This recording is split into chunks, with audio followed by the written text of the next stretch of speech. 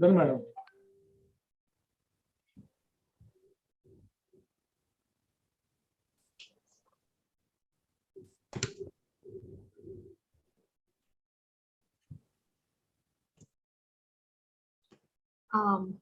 All right, so we will begin now. So since we are live, thank you so much for everyone who has joined in today.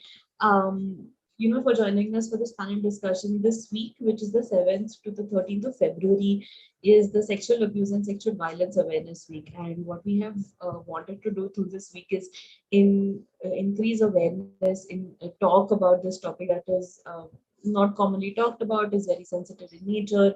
However, we realize the importance of bringing this topic to the forefront. And for the same reason, we have invited two esteemed panelists to talk about this topic.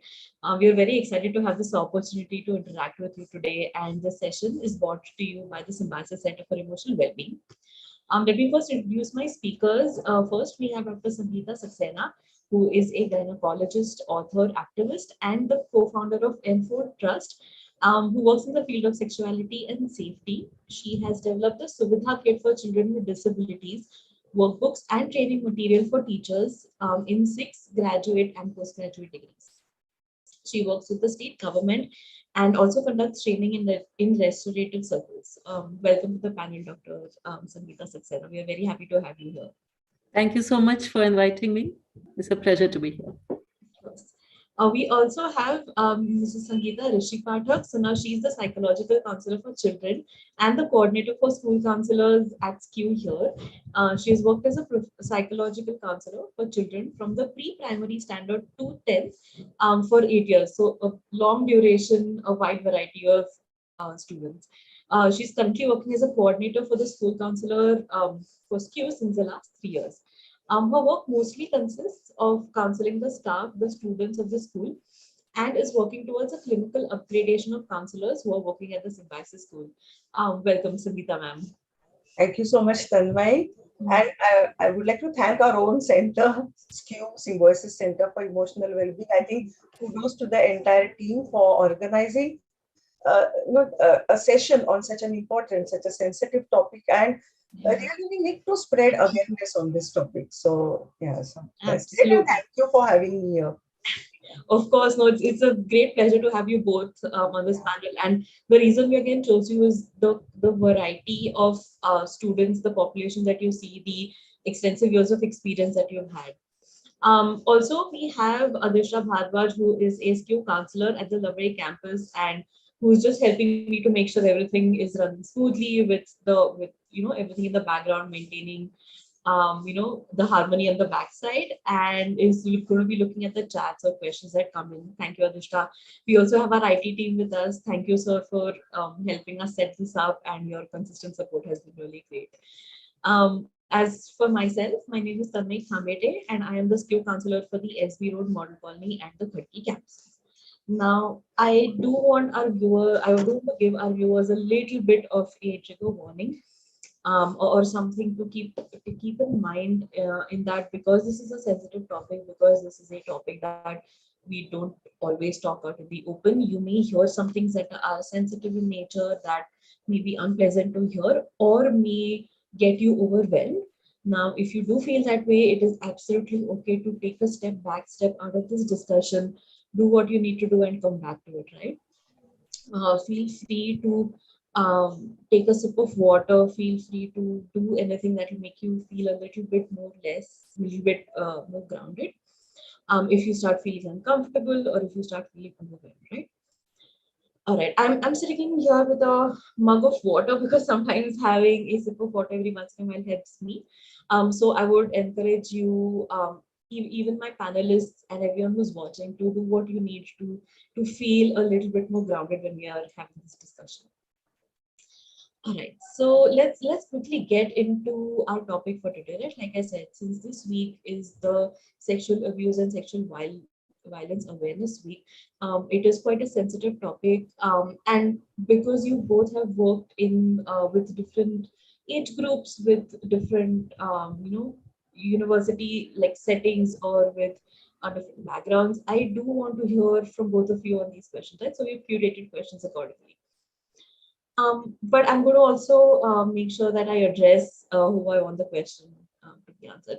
So, Dr. Saxena, getting into the topic, can you tell us a little bit about what we're going to be talking about today? What is sexual abuse and what is sexual violence?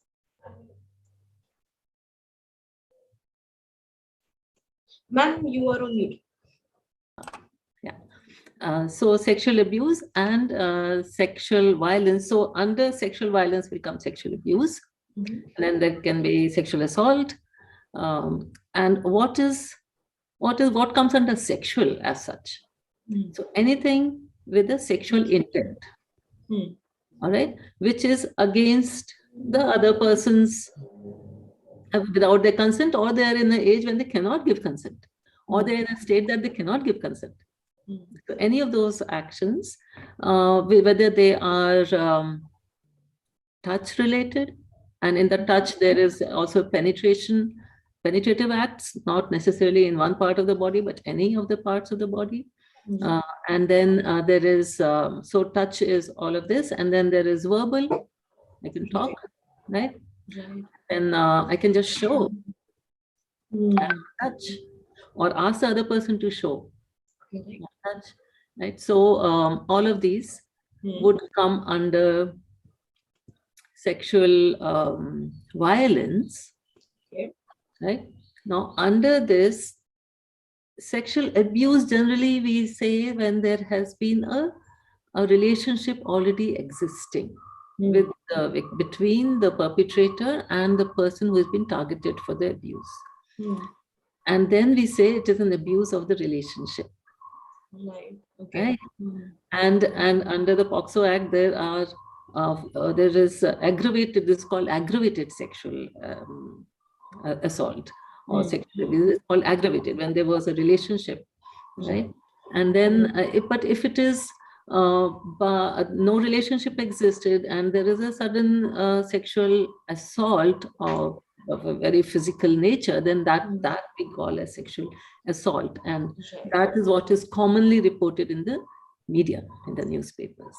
Right, right, absolutely.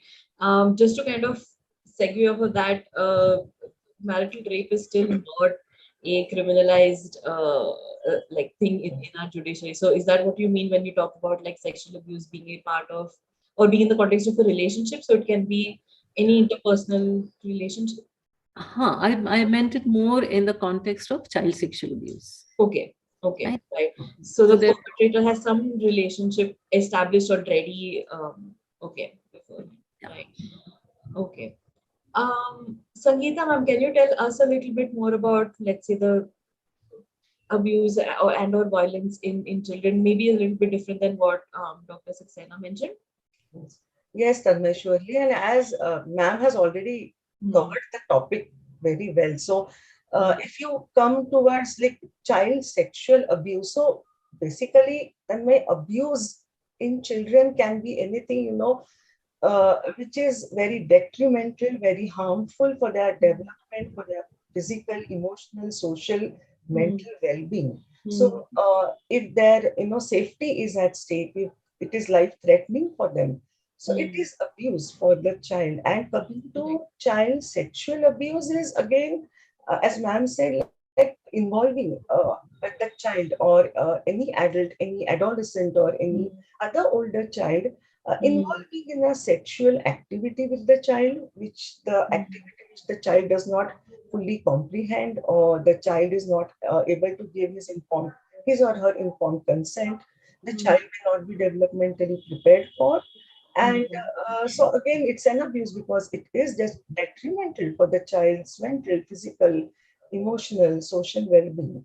And if we talk about specific activities, which we can say is like a child, which comes under child abuse, then those activities will be, having a sexual intercourse with the child, or making the child touch the offender, makes the child touch their genitals, or touching the child's genital organs, or kissing the child with sexual intent, or even touching the child inappropriately under the clothing.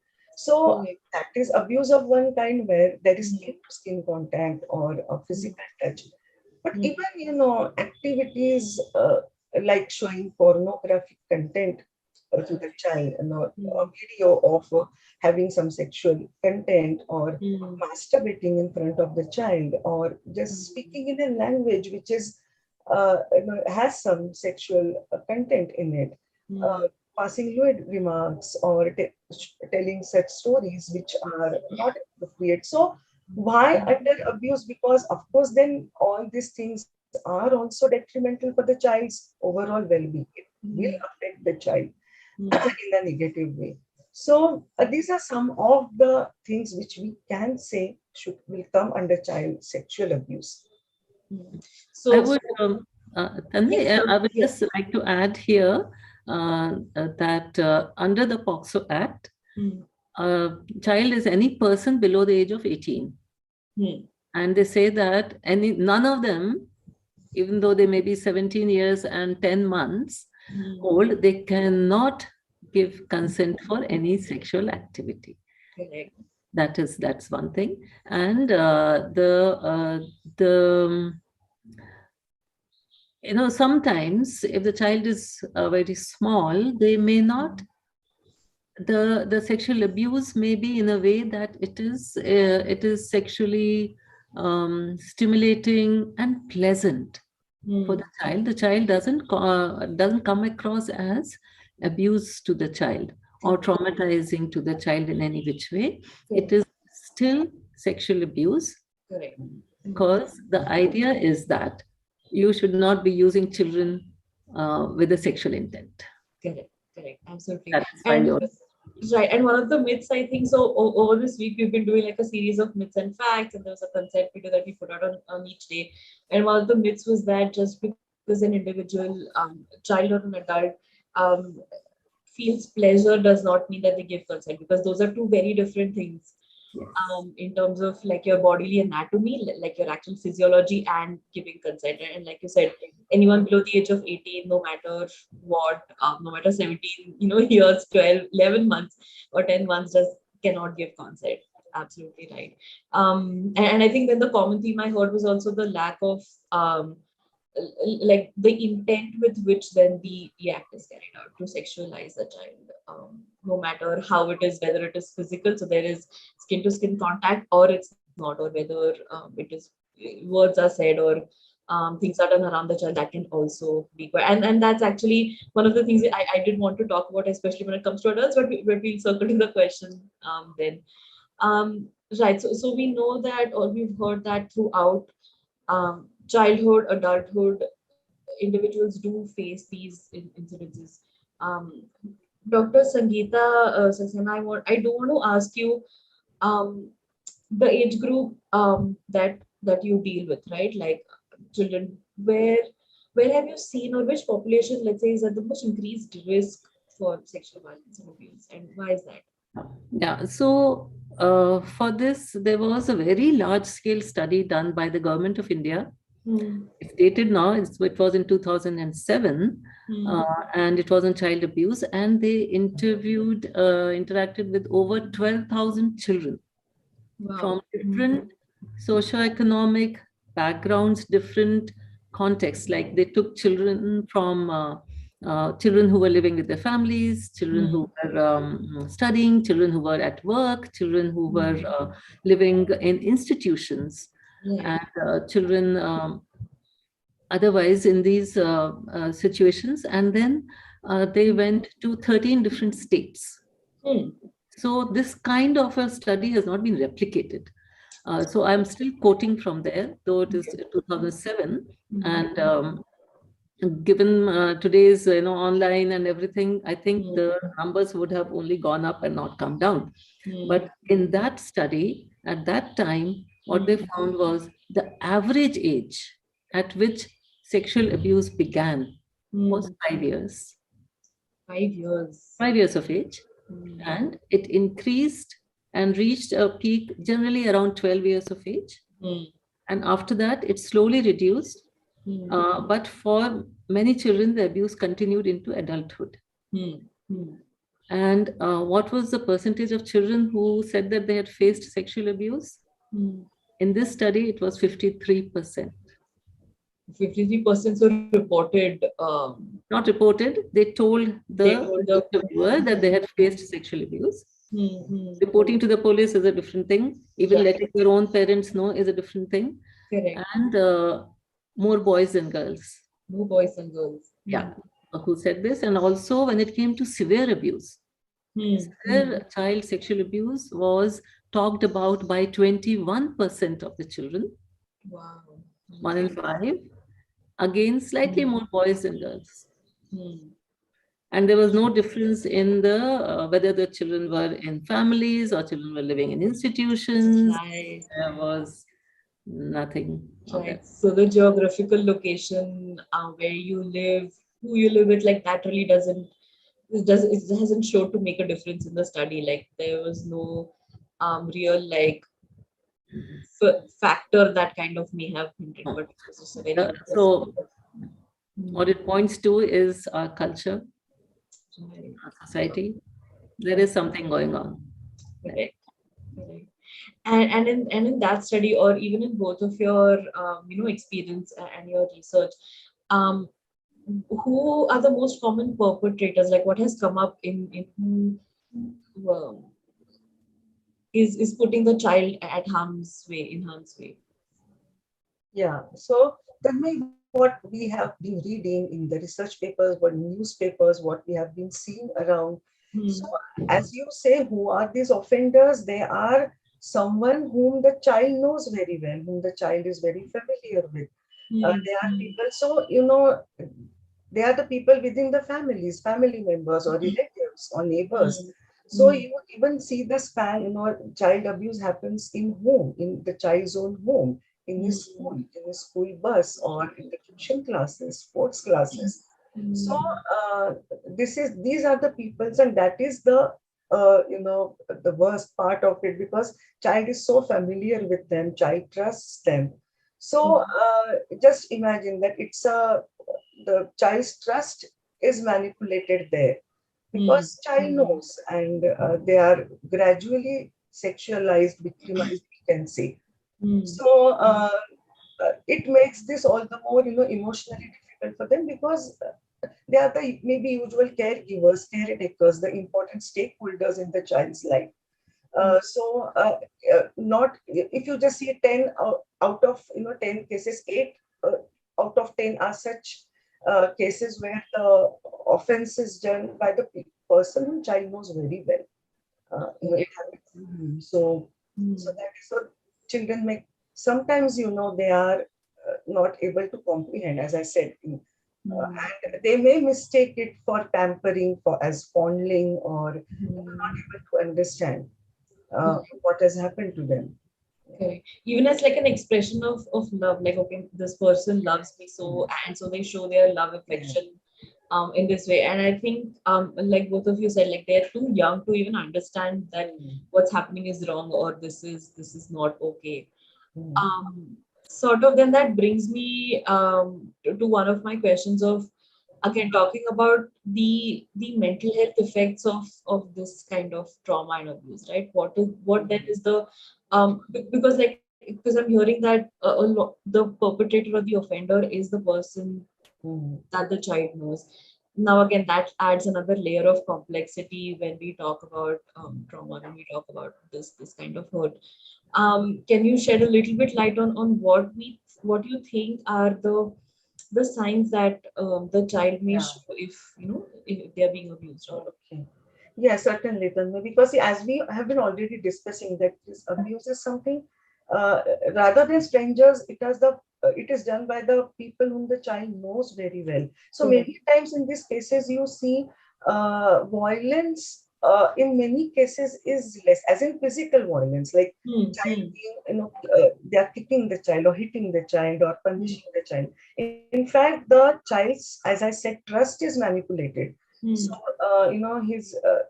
and that way, then slowly he's lured into this activity.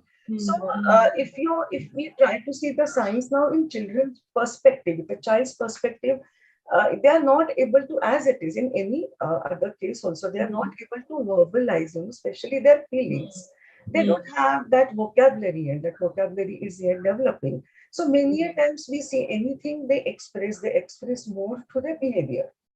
So, the important, as I always say, caregivers we can see the subtle signs, the change in their behavior. So that is the first thing that we notice. And, now the signs can be many, but also we have to be mindful that all the time it may not be due to a sexual abuse only or any kind of physical or other abuse. But of course, if, we have to be alert, we have to have that communication throughout with the child. And if the signs that I will discuss here, if they are in combination, or if you see this kind of behavioral changes in children, then sure, it's something to think about or talk to the child, not dismiss it off. "Ki, "Arey, ye to hota hai, bachcha hai, bachchi hai." So, not like that. So maybe to begin with, as I said, along with some sudden physical changes in the child, like, he's complaining about acute pains in the body, which were not there before. So the child started complaining about some acute pain, like in the pelvic area, in the abdominal region, in this genital. There is unexplained injury in the genital area, or there is pain in areas like groins, or complaints about legs are paining frequently. Correct. Along with all this, some of these signs suddenly, which were not there before, and child has started suddenly showing sleep disturbances, like the child is not ready to sleep alone. If the child was already doing that, sleeping separately in different room, or he was sleeping alone, but now ready, the child is not ready to leave the parent alone. Always trying to is clinging on to adults. Even if he goes to sleep, he has disturbed sleep, nightmares, or bedwetting, which was not there before. Also, in some cases, children suddenly showing signs of regression. That is reverting back to the previous stages of development. There is a sudden increase of irritability, anger, or child, started. In some cases, they don't want to be left alone. In some cases, they show sudden signs of withdrawal, like withdrawal from family, friends. Especially, they show signs of withdrawal, like they don't want to be in the company of the same people whom they were comfortable before, maybe within the family. So that is something to watch out for. Like the child suddenly doesn't want to be left alone with some people, some persons.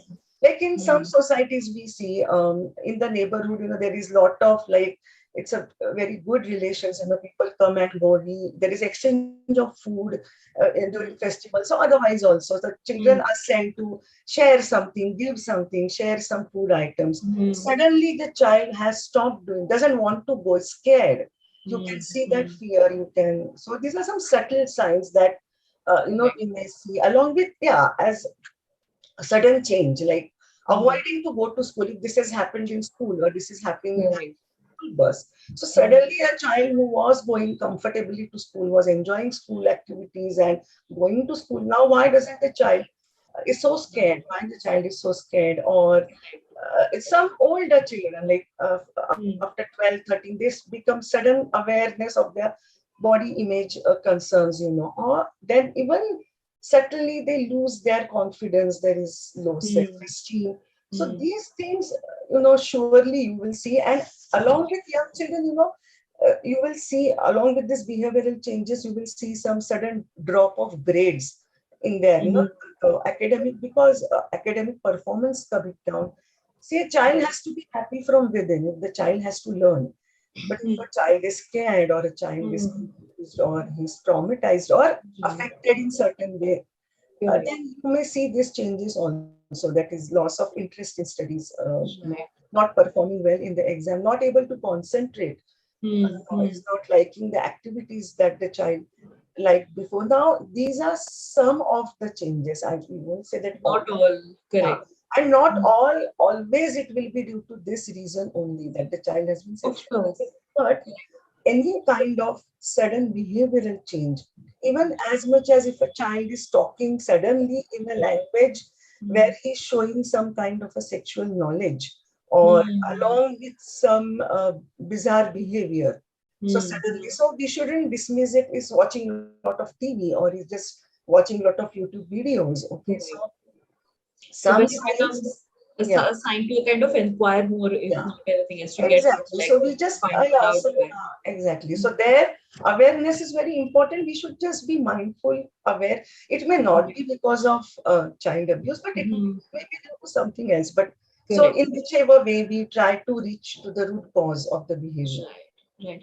We also talked about the different ways or kinds, right? So then there are some like physical, like where touching is involved, and some where there isn't. Now, would you say that these signs and symptoms are different for both, or do they come across as same? So how do we identify that?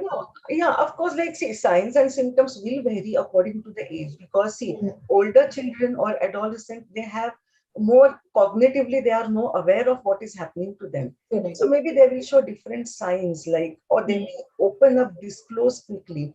With Mm. children, there is a possibility of re-victimization because they are not able to first cognitively comprehend what is happening to them. By the time they Absolutely. realize it was abuse or it was a sexual act, so that trauma may be more. But yeah, signs are different, especially if it is not processed in these childhood years, or it happens again and again. Then in adolescent or in adults, you may see signs like anxiety or extreme like the complex symptoms of dissociative identity disorders to anxiety, depression, or if they are not able to cope with it at the trauma levels, then they may even resort to substance use to use that as a coping mechanism, this complex trauma. So these signs will be seen in adults, more than children. Like I said, anxiety, depression, substance abuse, or personality disorders. There's will be problem in the emotional regulation as well. So these certain changes will be there. Correct. Yeah, I wanted to add here that for many children, there may be no signs and symptoms at all because of their resilience. And as an approach to this issue, it is, at Enfold, we propose a more preventive approach and early education from, say, 2 years onwards, encouraging the child to talk about any abuse rather than keep a detective mode on, right? So there have been, because when people read these reports in the newspaper, they get really worried. And there was one mother who shared with us that she would check her child's panty every night when the child started going to a preschool. Now we cannot live in a state of fear or anticipation of what's going to happen. When is it going to happen? Has it already happened?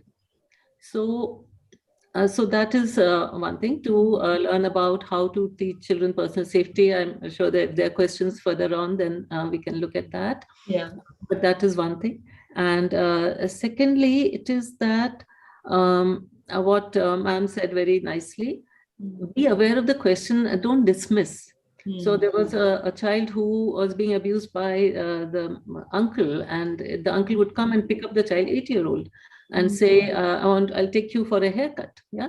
So the parents said, yeah, sure, please. So he would take the child for the haircut, then take home, abuse the child, and then leave the child back. And the child would dissociate. Right. So when the child is with the uncle and the child knows what's going to happen, and that world is separate, when the child is brought back and left with the parents by the same uncle, he is in a different world. As he grew up, at one day, he did say to his mother that I am having some bleeding from the rectum. And the mother said, बहुत गर्मी है ना, बहुत आम खाते हो तुम, मना किया था. Right. So the mother is totally unaware that there can be anything else, and she thinks it's the heat. Right. So both things are useful, encouraging children to speak and tell whenever an abusive action happens. And that would be like, you have named the child, the parts of the children and of the genitals, not like you have to name them as penis and vulva and vagina. You can say susu place and potty place. And when the child is more bigger and they learn how not to, why not to say these words out loud in a party or something like that, then you can replace with anatomical words Correct. or language and all of that. Hmm. And also tell the child, like, these are these parts, we respect every part of our body, we respect every function of the body. And sometimes, just like you come and tell me, see, your eye is red, I can see it, right? But if something happens to this part, I won't see it because we wear clothes. Right? So come and tell me. Correct. So I think having like that very honest discussion, obviously age appropriate, but having that trust and that discussion of okay, like naming your private parts correctly, age appropriately, making sure that the child is kind of feel safe to tell the parent. And one of the questions from our viewers is how to stop child abuse. So I think this can be one of maybe the things that we No, wait. How No? to stop child abuse is not by teaching personal safety to the child so that the child can come and report that abuse is happening. That is not Okay. prevention of child sexual abuse. For prevention of child sexual abuse, you have to also teach all children, all people, all adults how to be a safe person, how to follow the personal safety rules about clothing, touching, talking, and observe them for yourself and for the other person. Correct. So you don't pull a person's clothes off. You don't talk to a person using a sexualized language. Like there was this uncle who took his 16, 17-year-old niece shopping. So the mother said, sure, please go ahead. And they went, and then he stood outside a shop that sells inner garments. Right? And the mannequin is wearing that, and it's there in the window, and he's telling the girl, his 16, 17-year-old niece, I want to buy you these clothes. Right? So as an uncle, you can buy them a chunni, a shawl. But not inner garments, correct. Right? So, so how do we talk? And how do we look? It's if somebody is changing their clothes, am I attempting to look at them? Right. Right? Right? So while we cover ourselves when we are changing our clothes, the other person also shouldn't attempt to look at it. Correct. So how do we prevent people from abusing? So the focus needs to be on the perpetrator. Correct. Not the... No child is born a perpetrator. No one. Children are not born criminals. It's the script we give them. It's the stories we feed them. Correct. If you're angry with the woman, pull off her sari. Right from God knows which age and yuga it is coming on. Yeah, that's true. And like you said, like the responsibility here, and one of the things you mentioned was also culture, right? Like how we talk about these topics to our kids. How do we educate our children better? What do we say that is right and wrong is, and then that also is a part of, like, I think the non-touching abuse that we talk about, like the peeping, the making somebody uncomfortable by your words, by violating their consent, that way, showing them things that they are not willing to see even as an adult. Can we also talk about how that can look like maybe in a university setting? And because we are in a university right now, how does that factor in this in those moments? Yeah. So I would say, and please, Sangeeta, come in with this. So we are talking about consent. We are talking about respect for each other, respect for all genders, their bodies and all the body's processes. Then we are talking about asking for consent, right? And understanding that consent can be withdrawn at any stage, at any point in a sexual activity. And it is not, so I may give consent to, say, hugging and kissing, and maybe deep kissing, but then I am not comfortable going beyond that. Correct. Now I can't say that my body needs to go further. So make your body available. You have come so far, you have to go all the way. No, excuse me, no. Who said that, right? So there's a very nice video called The Consent, the analogy of a tea. T, yeah, T and That one, consent, yeah. yes. Yeah, very, very nice, very aptly. All everything is covered over there. And other important point I would say is that what are your peers saying to you? Are they egging you on to take revenge, get even, take a picture, post it, or Right. take his picture, post it, just say, how big or small things are. What are you a part of?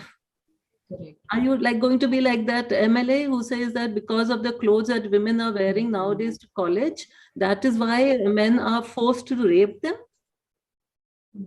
I mean, men can't help it. No, of course you can help it. You control your anger, isn't it? Yeah. If you're angry with your VC, you don't go and scream and shout at them. But if you're angry with your brother or sister, you whack them. Right. Huh? Same thing with sexual arousal. Yeah, you have hazard ways of taking care of it. Correct. Go run it. Violence and forcing, and also I think then this kind of talks about like the control aspect of it, right? Like I feel that I have the right, the obligation to do what I want to with, and so your consent doesn't matter to me because I feel it's my right, because I'm entitled to it. Yeah, and women are made to please men. Their only purpose on earth is to be in the service of men. Sabere se shaam tak, raat tak. Correct. So a very cultural aspect there also, right? Like to really change that thinking from any individual side, whether it be man, woman, whoever, just to teach them the importance, the value of consent. That no, this is, if someone says no, you need to stop. Yeah. And consent is not just, of course, it's used in the context of sexual activity, but consent is even, do I take your book, or do I take your pencil or pen from Yeah, your bag without asking you? asking you, correct. Do I take food from your tiffin box without asking you? Correct. Like for the most part, we understand consent when it comes to, hey, do you want to come out with me tonight? And if they say no, I'm fine. We don't force the person, or we kind of don't force our maybe food habits on them. So in that sense, we understand consent like that, because then it's taught to us that, hey, we don't like food. But when it comes to this, it's just not something we. This just reminds me when you said going out. I would really say, please, whatever your gender, please go Dutch. Meaning, split Yeah. that blessed bill. Don't accept expensive gifts from people. And there was a posh case filed at a workplace because the man said, "Oh, she has been taking all this from me, and now suddenly her old boyfriend has come. So now I will. What is happening?" Right, And when I asked the girl, she said, "Oh, you know what? Yeah, he gave me a gift. It was my birthday. Everyone gave me gifts. He also gave a gift." I said, "How much was his gift, and how much was the gift of your other friends?" Yeah, other friends gave small little things. This guy gave a phone, which was in those days some 12,000-15,000. Right. Why? Yeah. Right? So And I think that sort of brings me to one of the questions somebody had asked on YouTube, like, how do you then demarcate the line between love and abuse? What then is that? love is wanting the best for the other person. Person who loves you will not abuse you, will respect you, will respect your consent, your feelings, will control their feelings, because love is wanting the best for the other person. Abuse is when you want the best for yourself. To hell with the other person. Correct. Right, because if you love somebody, you don't do something that will intentionally hurt them. That will absolutely, yeah. Quite important discussions, conversation, and I'm so glad, like I said, that you both agreed to be on this panel, because this is something we shy from talking. This is something we don't kind of teach our children about, or we don't also intervene, right, when we see these things happening in colleges or in settings with like adults. And when Dr. Saxena talked about like leaking, let's say, news, or leaking, or like revenge porn is something that is quite like prevalent. It then also becomes like our responsibility to make sure that we one kind of say something, like we say something when we see something, and kind of identify when such instances are happening. Right now, again, coming to maybe like the adolescent young adult population, what is it that we can do when we, let's say, suspect abuse, or if we see something like that happening, what then are the steps we can take to intervene, to stop, to prevent in some way, shape, or form? Yes, sure, Tanvi. See, again, if we start from a young age, with Mm. children, so as I have been saying this, Mm. initially, they trusted someone and that trust Mm. was broken. The child was exploited. Mm. So, as we say, if you love someone, you won't exploit that child. It is Mm. abuse is exploitation. So, Absolutely. if the child decides to Mm. disclose, maybe immediately, maybe after few Mm. weeks, mostly, this continues with young children. It continues for weeks, months, years, and if they gather that courage to disclose and they have started disclosing about their abuse, what has happened Mm. with them. So, Mm. whomever they are disclosing it to, whichever caregiver, it can be the teachers, Mm. it can be the parents, or the elder sibling, anyone. So, what can happen is the child is disclosing. So, it is very, very important how the person is reacting at that point of time. That is very important, because when the child is disclosing and the person who Mm. is listening reacts with, sudden shock, sudden, disagreement, or Mm. a sudden anger outburst, or disbelief, or shock. Mm. So imagine the child who was already scared, or who had already gone through so much and is trusting you now. Mm. Then that person, then that child or that adolescent is surely going to feel like, uncared for. That, nowhere to look now for support and help. Mm. So rather, whenever such person is, sharing such a sensitive content like this, it Mm. is very important to be a good listener. I mean, I would suggest just listen it out without interrupting the child or the Mm. adolescent, without constantly, interrogating them. Like, Right. Mm. even with children, they may carry the guilt. They don't understand that. They may think that it is their fault. Or, Mm. Mm. and many a times they are made to think like that. You Mm. always dress like this, you always walk like this, you always, do things like this. So they may carry that guilt also with them, that it was their fault. So Mm. whenever child is disclosing or adolescent is disclosing, I would suggest let's all be a listener to them, a good listener. Just listen out, just hear what they Mm. have to say, and then validating that. When you validate that, rather than Mm. doubting that, or rather than dismissing that, so that validation may start the healing process. Mm. Now, especially with children, we may tend to go in denial mode because someone is in your immediate relation from the family. So, Yeah. the parents conveniently choose to not believe the child.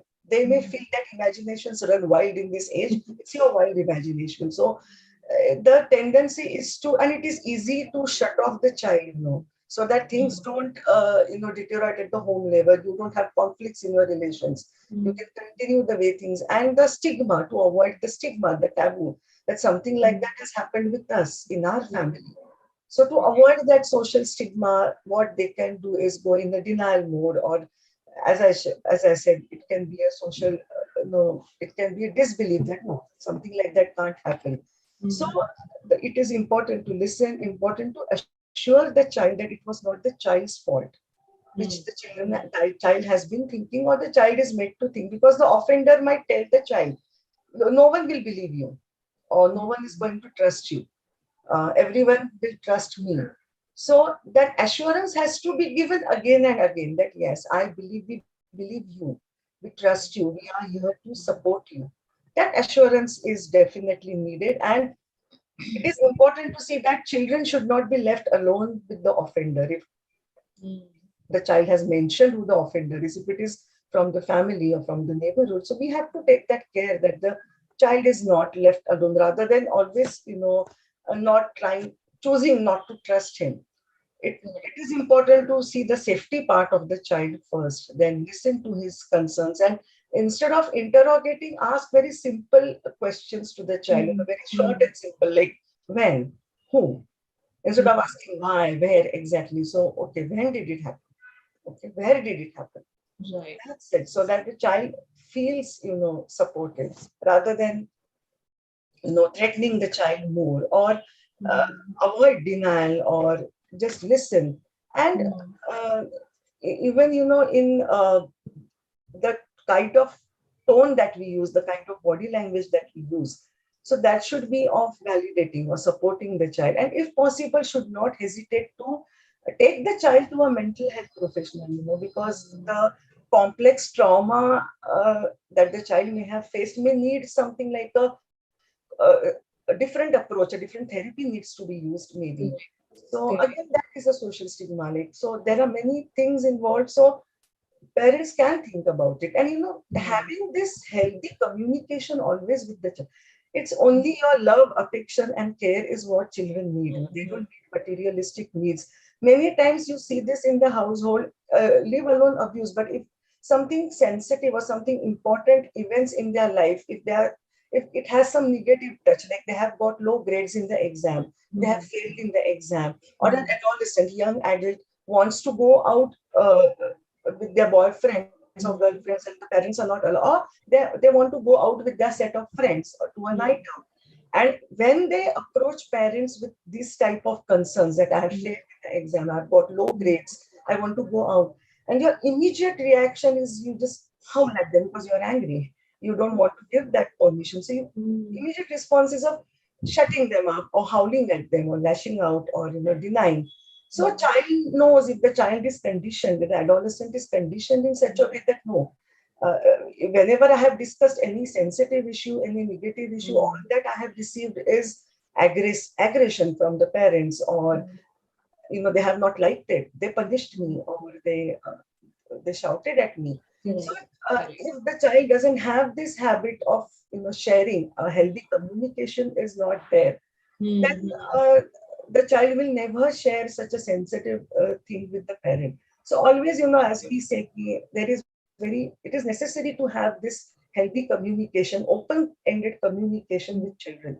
So something sensitive like that, it happens, they may come and they will come and share. So if we could just, we don't prolong that process. Correct. Yeah, I think I would also add that it is important for the child. Now, whatever Sangeeta ma'am said about child, I would replace it with child or adult. Yeah. It is the same response, right? Now, something that the person who has been targeted for abuse would like to see is what action you are taking regarding the perpetrator. Correct. Right. So all of what ma'am said is for the child for this, but very important part of healing and a sense of fairness that we have inside us. Our children are born with a sense of fairness, and it grows as they grow bigger. So when we say it's not your fault, yes, yeah, I know it's not my fault. Whose fault is it? And what are you doing about that? Correct. And when they see that happening, that you have spoken with that person, you have said, you restrict and restrain the abuser, not the child. Right? So when my daughter was like, she joined a tennis club, and then she came back one day and said, I don't want to go. I said, why?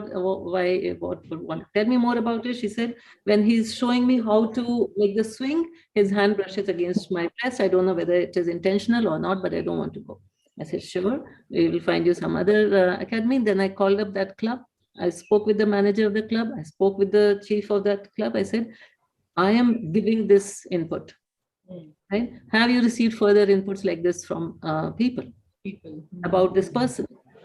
Record this, that there has been a complaint. You have lost a client because they felt whether it was intentional or not. And then you have to be, if you are a coach, or you're teaching dance, or you're teaching things like this, or gymnastics, or swimming, you have to be so careful with your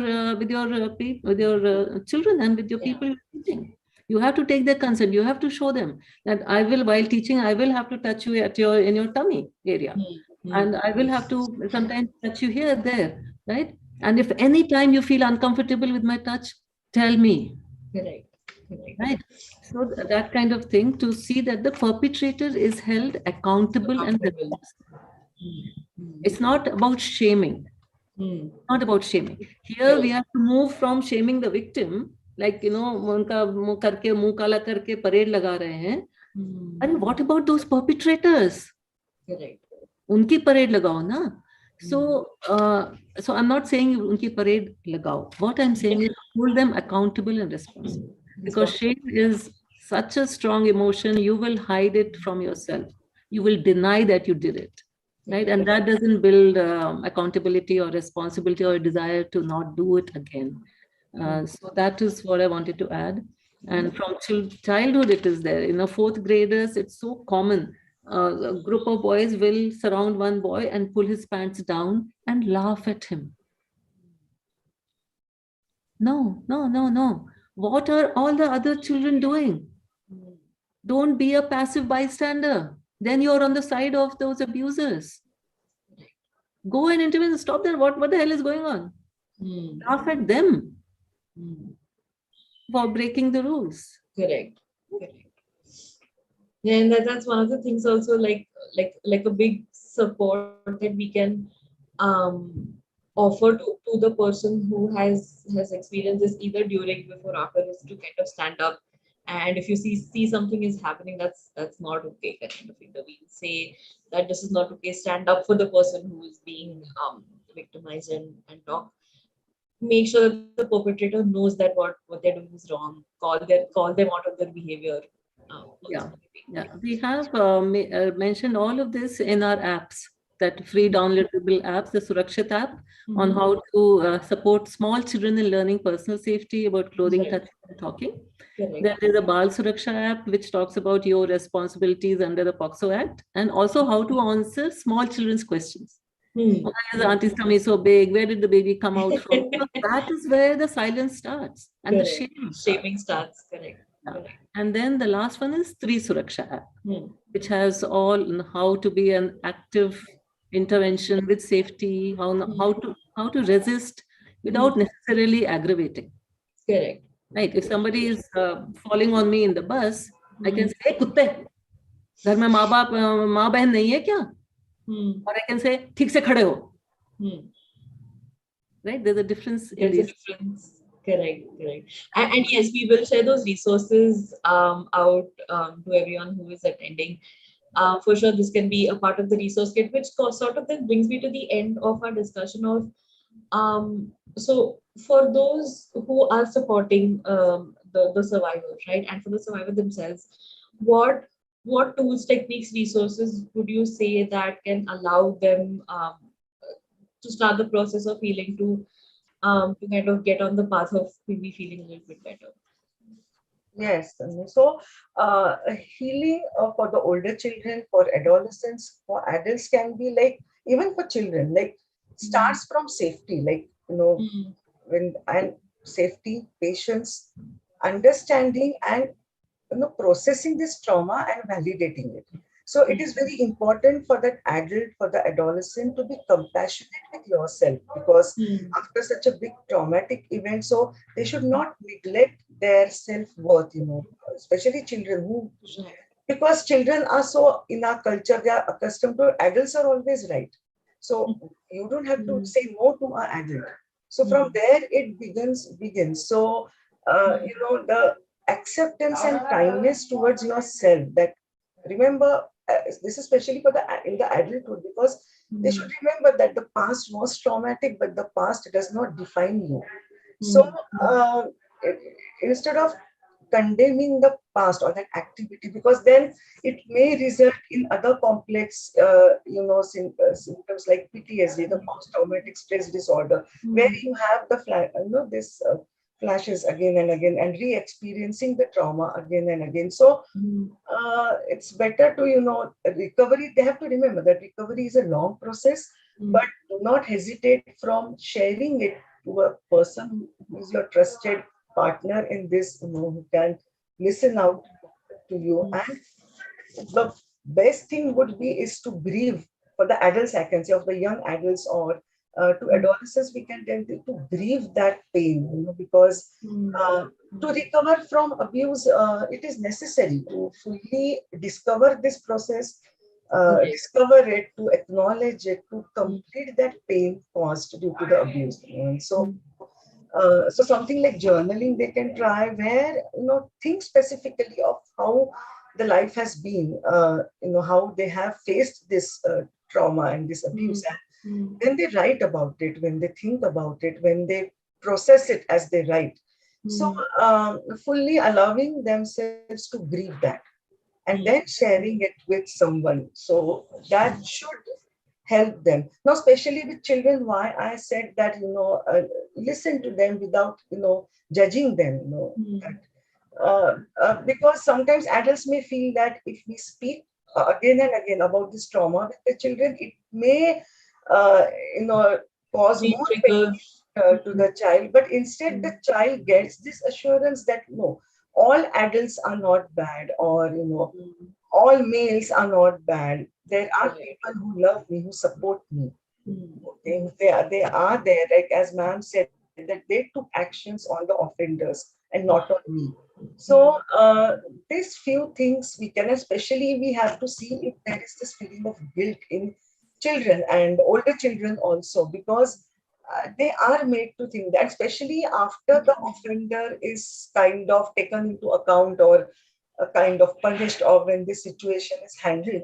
So they, and see, these people are from your neighborhood, from your family, from your relations. So the child might feel that they are responsible for breaking the relation. So we need to talk to them, help them Address that side of the address guilt as that. well. That, okay, because of me, like this person had to. Yes. Right? So there's a lot of conflicting feelings.